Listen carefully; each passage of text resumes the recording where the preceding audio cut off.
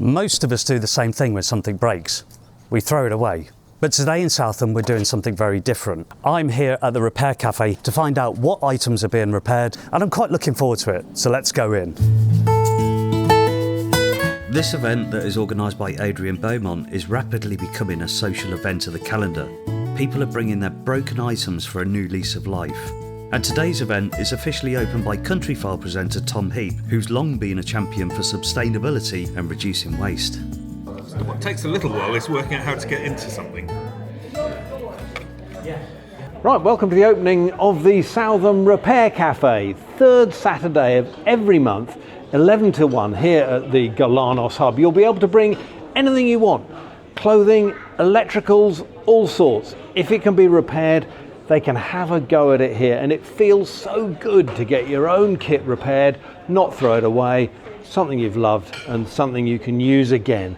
And not only is it good for you, but under it all is something which we all feel here, which is... Say no to landfill! Right, let's open it up. Oi, we can use this again too. So Tom Heap, welcome to Southam. Oh, well, thank you very much indeed. Good to be here. Yeah, absolutely. Tell me, in your opinion, why are repair shops like this really important for communities? I think in two ways, really. I mean, we have a lot of stuff in this world, and making stuff, or while it keeps some people employed, a lot of it just ends up, a tiny break, and it ends up being dumped. So there's a waste issue there. And also, if you can repair it, then I think the longevity of things is really important. They might be things that you love, and you don't really want to get rid of because you've got connections with them. Either you've had them for a long time, or you remember who gave it to you, you remember where you bought it, or you remember the things that you've done with it.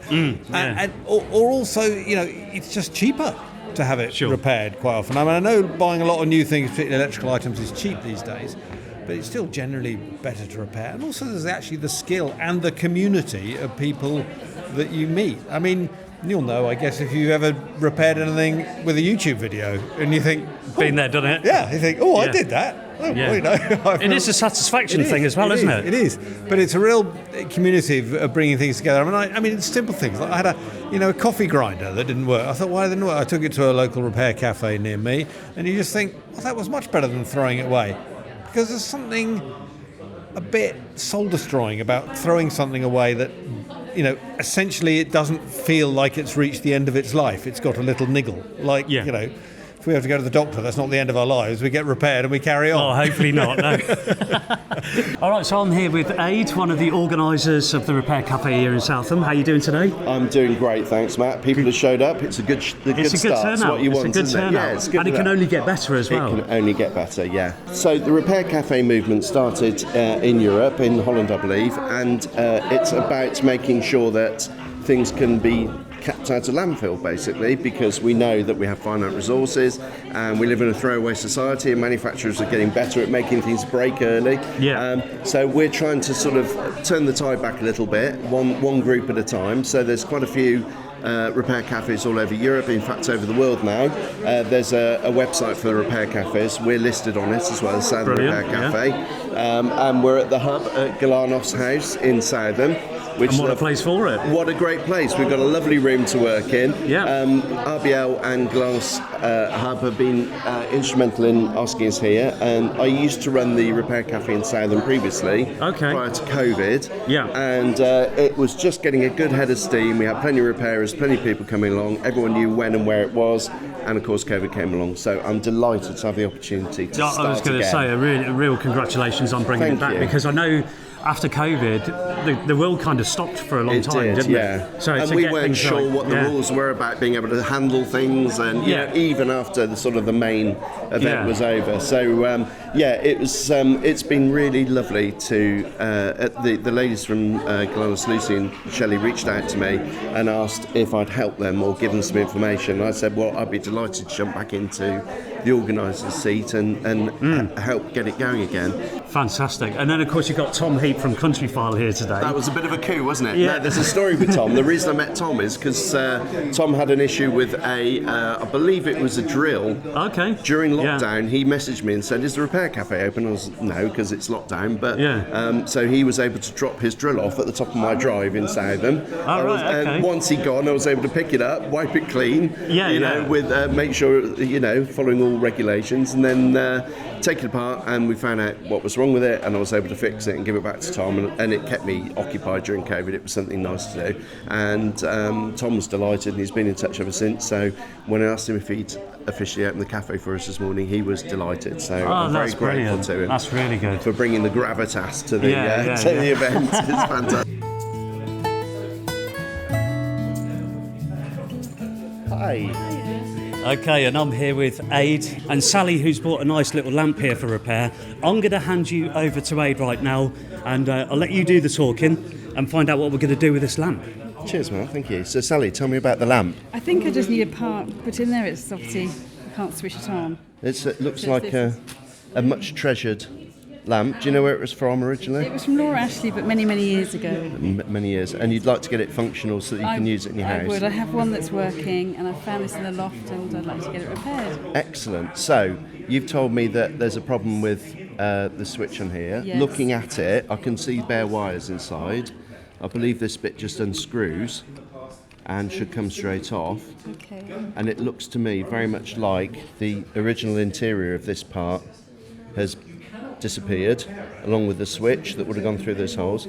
So I think it's possible for us to get a replacement one of these, or perhaps get the internal parts from another one and replace it, and then attach it back to this, check it's safe electrically. We'll run a pat test on it, make sure it's properly earthed and everything, and then we'd have your lamp up and running in no time. Unfortunately, we won't have the parts today, but now we know this is here. If we order the parts, perhaps next month you can bring it back, and we'll give it a repair and get you on your way. Thank you very and you'll much. have a pair. Yes. So, Sally, if you're successful in getting your lamp repaired, what's the first thing you're going to do with it? Go and get a light bulb to go in it. That's a good start, and have you got a place in the house that you know it's going to go? I have in my bedroom. Like I said, the other one works. It'd be nice to have the pair on display. So, well, I look forward to seeing the repaired item. I'm sure Aid's got it all in good hands. Let's hope so, yeah. And thanks for coming along. Thanks very much. Thank you. Brilliant. Cheers. Thank you. What is the one item that a lot of people might throw away that they really shouldn't? I think a lot of electrical items are like that. They can have little failings, which, unfortunately, for ignorant normies like me, I don't really know what to do with them. Change a fuse. Yeah. Well, it wasn't quite that basic, but it was something where it was something I was using kept tripping a fuse. It kept blowing something else. And I thought, I just don't have the skills to do this. Also, the skills to do it safely. Yeah. And that was a router, a thing you use in the workshop to route a groove. Oh, yeah. And, I brought it along. I don't know the most common thing. You probably ought to ask some of the repairers here about that. I mean, something else I brought in recently to repair was a bit of old hi-fi kit. I decided I wanted to unearth my old vinyl, and I needed to. That's good. I only got a VHS player out the other day, and amazingly it still works. Yeah. Wow, you really are digging deep from dinosaur land. It used to work. You can't get it to work at all. Hi guys, how are we doing? We're doing fine, thank you. I'm Simon, and I'm an inventor by trade, but I'm here because I derive emotional satisfaction and learning from repairing things, and I particularly enjoy explaining to people how not to break them again. Excellent. And what are you repairing here? Well, we don't know yet. At the moment, it looks like a radio, but who knows? It could turn out to be something else by the time we fixed it. So I've been doing this stuff for a long time, and there are a number of factors that mean that repair cafes are a win-win-win, if not possibly a fourth win in that. One of them is they enable us to share skills amongst people who would like to know how to fix things but don't necessarily know how. This is why it's very important that a repair cafe should allow young people, school-aged people, to come along and be involved. And one of the nice things about the Harbury Repair Cafe is that we've had a table there where small children can come in and just simply practice taking things apart. Because until you've taken something apart, you're never going to be in a position to learn. Do you know, I used to do that as a kid all the time. Absolutely. I was always taking stuff apart, and sometimes, if I'm honest with you, it didn't go back together again. It's absolutely essential that you should carry that you should go through that experience. Putting them back together is almost a separate skill, and many a time I've seen in repair cafes this be performed several times on something that had ostensibly been repaired, because, well, the first time you put it together, you discover that maybe you've got some bits left over that turn out to be and then there's a funny functional smoking thing on the come inside. out of it. That's right. The other thing is that we share skills in terms of substitutions, and knowing, for instance, that if people keep bringing in DAB radios with blank screens, this is because they all have a common fault in the organic screen system, which is that organic systems biodegrade. And so over a period of months, I managed to track down a man called Jack in Shenzhen in order to get a collection of screens that would fix pure DAB radios while not being exactly the thing that was meant to go in there. And so that's enabled us to bring back not only a collection of things, but also create a contact, which means that we can solve the problem of very little being manufactured here, and the information about how to provide and substitute spares not necessarily being readily available in this country, even when the product, in the case of a pure DAB radio, was designed for a UK-only market by a UK company. Well, Simon, thank you very much. Good luck today. And I hope, talking of radios, you've got an old one here. Good luck with getting it fixed, and good luck with getting your item fixed. Thank you. What will you be doing with your item if it gets fixed? Well, I'll be able to use it, listen to it, because it was my mum's, and I lost my mum many years ago, and she always used to have it on her window ledge and sit in her chair and listen to the radio and look at see all the birds and stuff in the garden. Yeah. And so I was going to try and replicate that in my office by having her radio, because although I've got a radio on the PC, etc., it's just the link. Has it always had its place in your home? Is it, even though it's been broken, has it always sat there, or? Yeah, no, it's been sitting on a shelf as an ornament. Yeah. In fact, I saw a programme the other day where someone had said about putting a speaker in it and use it as a... Oh, converting it? Yeah. Yeah. But I want it back as... Yeah, sure. Yeah. Although it's only got 2 authentic seconds, approach. I think. Well, good luck with it, and thank you for coming along today. Thank you. Cheers, thank you. In your lifetime of this, what would you say has been the most bizarre thing that someone's ever bought to be repaired? The most bizarre thing that people bring some things, and things I've seen are, frankly, the most flea-bitten looking. It was a rug. Okay. And I thought, really? And it had moth holes, it had, it was frankly pretty worn through. But it meant something to them because it had been, they'd remembered I think it was their mother or even maybe grandmother using it. Yeah. And they brought it along saying, look, I want to have this in a state where I can, still put it on my knees when I'm watching a telly, because it will remind me of her, but I don't want it to look mangy and unpleasant like it does at the moment. Yeah. And it has to be remembered. I talked a lot earlier about electrical repairs. A lot of these, clothing repairs, fabrics, furnishings, covers, things like that is a really important side of this as well. Okay, so who have we got here? What's your name and what's your connection to the Repair Café? Hello, my name's Karen. I'm the High Sheriff of Warwickshire, and I come here whenever I can to encourage everything that they do here. And the Repair Café is just the latest of one of many amazing initiatives we see here at Galanos House. Oh, that's brilliant. So what does it mean for you, the whole recycling thing? Obviously it's big on the agenda all over the place with environmental health and stuff. What's it mean for you? I think if we could all discover the concept of enough and not have too much and more, then we'd be much kinder to our planet. And I think part of the way of doing that is being happier with what we've got, happier to repair it, happier to make it last longer, and maybe even investing in a better model in the first place. Sure. But I think bringing people together to be productive is a really positive thing for our mental health as well. It's a really great sense of achievement. And community brilliant. building generally, right? What's not to enjoy? And let me ask you a question. Have you ever bought anything to a repair cafe yourself? Well, I actually brought a couple of things this morning. I bought a broken necklace. Okay.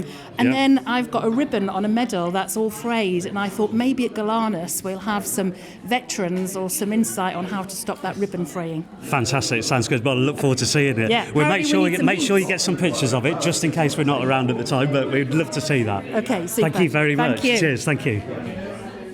for someone that's not really aware of this type of repair cafe, what could you tell people about it and why should they embrace it? Well, the first thing I'd say is don't self-censor. Anything that's broken, if you can carry it, bring it along. Because you never know what people will say. And if they don't know how to repair it here, they might know someone who can. So don't immediately think either, that's not worth it, or that's too big, or that's too difficult. Bring it along and find out. And the thing about most of these people here is they love a challenge. Yeah. It's like when you bring something along and they think, oh, great, this is what I've always wanted to get my hand stuck into one of these. I'm looking forward to seeing it. So absolutely bring anything along.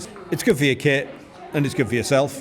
It saves you a bit of money as well. Indeed. For anybody in the local area here, we're in Southam, Warwickshire. How often is this? How often can people come along? So we're planning to run this on the third Saturday of every month. Yeah. That's to avoid clashing with Harbury, Leamington and Rugby and Coventry all have repair cafes. Wow, so okay. we try to avoid Thing, it's a very popular thing. It's great. I've just been speaking to a gentleman from another village nearby who wants to start one, and the more the merrier because it makes it more local for people. Yeah. I'm quite happy with that. Reduces travel, all the rest of it. Third Saturday of every month, 11 to 1 at Galanos Hub Cafe. And you can hear we've got a success. We've got a radio running in the background that wasn't working, so that's a start. Brilliant. So how did you fix it, Simon? Well, I fixed it by trying everything that wasn't broken until I found something that was, and then fiddling with it. It's a good approach. This switch here is the one to switch between FM and AM. Notice how unhelpfully, in the modern style, it's labelled in black on a black background.